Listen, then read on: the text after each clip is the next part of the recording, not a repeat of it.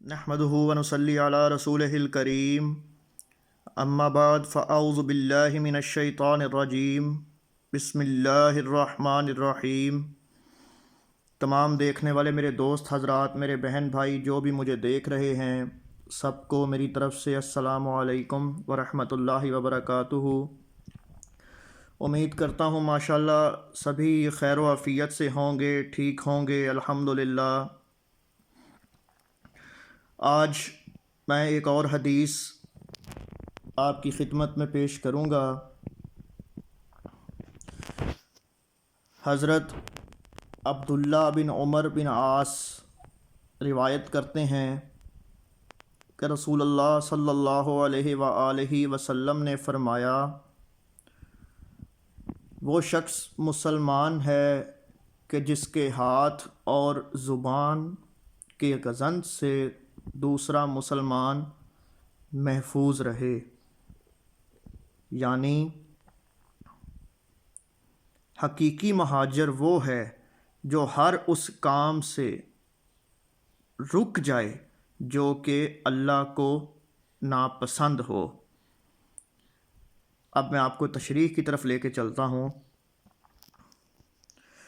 یہاں کچھ چیزیں بیان کی گئیں زبان اور ہاتھ کا متعلق، یہ ہے مطلب اس کا یہ ہے، زبان کا مطلب ہے کہ زبان سے کوئی ایسا بول کبھی نہ بولو کہ جس سے کسی کو کوئی تکلیف یا دکھ پہنچے، اور کسی پہ ہاتھ مت اٹھاؤ کہ جس سے کسی کو کوئی درد ہو، کوئی تکلیف ہو۔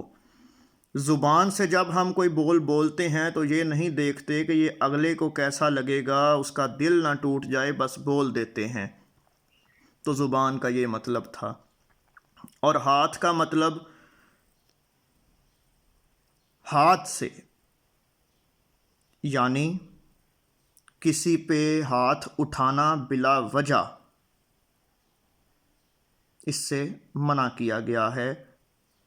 اور ہاتھ، اب آپ آج کے دور کی بات لے لیں کہ جیسے یہ ایک وائرس اور ایک وبا سی چل گئی، تو کہتے ہیں جی ہاتھ نہ ملائیں۔ تو میں تو یوں کہوں گا کہ یہ ایک قیامت کی ہی نشانیاں ہیں کہ ایسی ایسی بیماریاں آ رہی ہیں کہ جس کے بارے میں فرمایا گیا تھا کہ ایسی ایسی بیماریاں آئیں گی کہ جن کے بارے میں کسی کو بھی کوئی علم نہیں ہوگا۔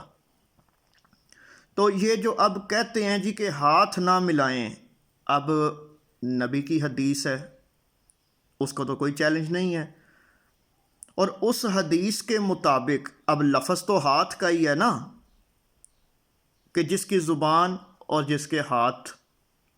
اب مسلمان تو ہے ہی وہ کہ جس کی زبان اور جس کے ہاتھ کے غضن سے دوسرا مسلمان محفوظ رہے۔